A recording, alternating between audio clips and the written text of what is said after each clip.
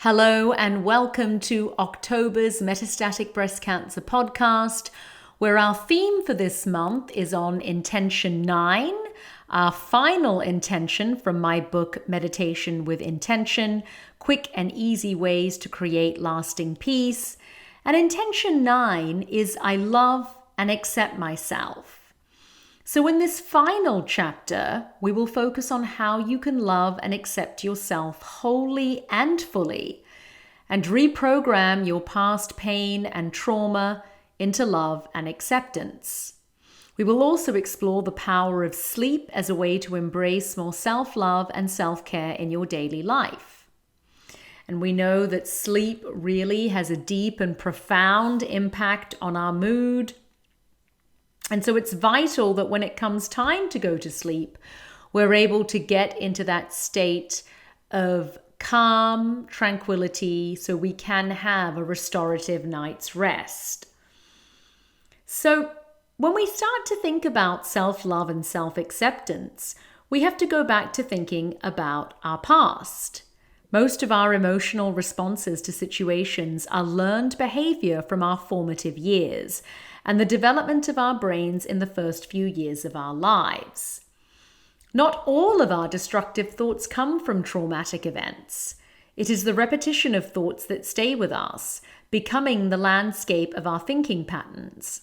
Perhaps we tell ourselves constantly that we are not good at something, or that we are not good enough, or other people have consistently told us this in our lives. What can occur as a result is a learned pattern of behavior of self-defeat and fear that leaves us feeling powerless to battle our inner demons successfully.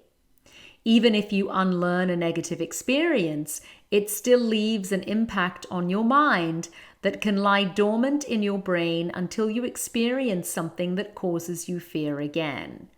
Then your habitual negative thinking kicks into gear, magnifying other emotions such as anger, fear, and frustration, which leads to guilt, shame, and sadness. You start to replay in your mind all of your past failures and setbacks like a sad tape on a loop. This tape doesn't focus on highlighting your current strengths, but instead exaggerates further obstacles, leaving you feeling more powerless, depressed, and anxious than before. However, the good news is your mind is trainable. So don't be disheartened, as there is light at the end of the tunnel. We can actually all train our minds and brains to be more open and receptive and less reactive and negative. Our brains have been scientifically proven to be highly trainable and malleable. We can do all of this through our breath. So the good news is you have what you already need in order to be successful. I recall from my own life a pivotal moment of inner demon battling when I went on a solo backpacking trip to Colombia in September of 2009. And it was during this trip that I was really able to battle a lot of my inner doubts and fears and anxieties that honestly I wasn't even aware were having such an impact in my life in that present moment. And so it's really important that we also take time to pause, to examine our pain, to examine our wounds, and to examine what triggers us and causes us our reactions, as we've covered in previous chapters. It's also really important that we focus on releasing the past. It's amazing what you don't realize you are holding on to. I like to explain this to my patients in the following way. When you are born in this life, your load is light.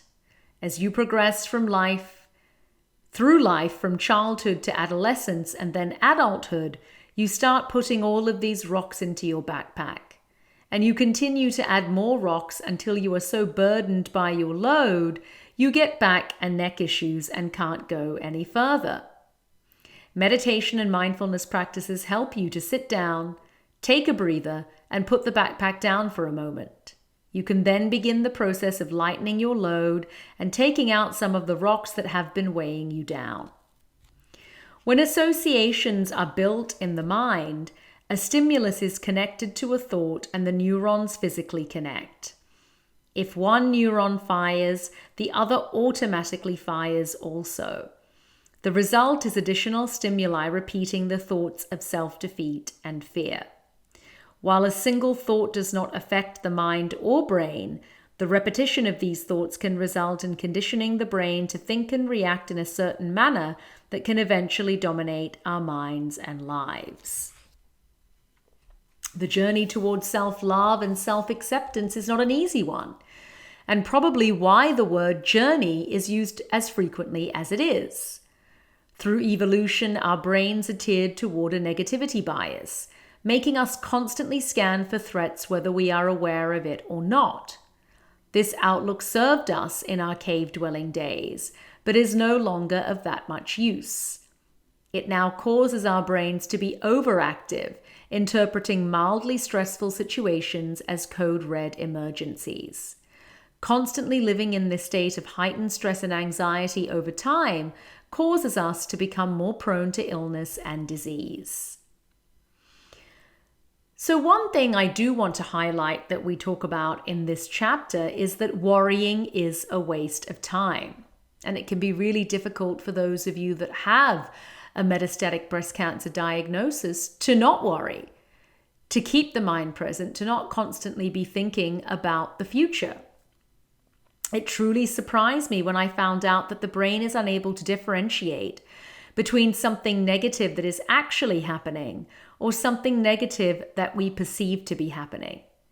In a nutshell, when we worry or ruminate constantly about something that we are concerned or anxious about, it has the same impact on the physical body as if this situation is actually occurring versus just thinking about it happening. I have learned over the years through my own meditation and mindfulness practice that worrying is a completely useless thing to do, as it never solves anything. Instead, it simply serves to heighten stress and anxiety related to whatever is causing the worry. There is an ancient Buddhist proverb that says worrying is the worst form of laziness, as it corrupts you and takes your power away, disabling you internally. And I could not agree more. Negative experiences in our lives create the cycle of becoming overreactive and pessimistic and allowing more negative self-talk in our minds. This leaves us feeling dejected, sad, and anxious about the future. So what can you do about it? Well, you can use your mind to change your brain. The wallpaper of your mind, as I keep saying, becomes the landscape of your life. The thoughts that you have again and again create neural pathways in your brain, so you tend to have similar reactions to things depending on these pathways that you create in your brain. How you focus your attention and direct the flow of energy and information through your neural circuits can directly alter your brain's activity and structure. That is great if you are frequently having only good thoughts. For most of us, though, it tends to be more of that negative narrative that we keep playing over and over again in our minds. This in turn creates the internal circuitry in your brain that directly impacts how you react to things and how you live your daily life. The process of becoming a silent, impartial observer of the mind, covered in a previous chapter, is learning to become the witness, or sakshi, as we call it in Sanskrit and yoga philosophy. So often we are completely unaware of our own thoughts, and our thoughts do not match up with our words and actions. We may be trying to live up to a certain ideal of ourselves or someone else's expectations of who we should be and how we should be living our lives. I'm sure we can all think of people in our lives, ourselves included, whose words are not translating into their actions. This can leave us with a feeling of shame and guilt that we are not living up to either our own or others' expectations of how we should be living our lives, fueling this cycle of negative thinking. In yoga philosophy, this is expounded quite a bit in great details and about how we can start to reprogram our mind by replacing negative thoughts with positive ones. And this isn't about feeding into toxic positivity. It's simply about becoming the eternal witness of the mind, noticing the negative thought forms that are arising, and then sitting with those to really examine and explore our triggers so we can learn to release them. And then in time to learn to replace these negative thoughts with positive ones. Using this method will make the process of controlling the mind easier. It may sound overly simplistic, but often the most profound wisdom is. The difficulty is in the practice. And so now I want to take us through our practice for this exercise, which is a 5-minute self-love meditation. So you can do this practice for as long as you like. And let's begin by taking at least 3 deep inhales through the nose and exhales out the mouth. And situate yourself in this moment in a comfortable seat, focusing on the inhale and the exhale. And once you've completed your 3 rounds of that breath work, release, returning to your normal rhythm and pattern of breathing. And now bring your attention and focus to the point between your eyebrows, which is the Ajna, third eye chakra, the seat of your highest intuition and inner wisdom. This is the 6th chakra of the 7 chakras or energetic centers located in the body along the spinal column. And start to visualize a vibrant light purple color in this area. And repeat the following intention. I love and accept myself. And I want you to do this 3 times. So you're focusing on your inhale, you're focusing on your exhale, and you're silently repeating to yourself 3 times, I love and accept myself. I love and accept myself. I love and accept myself.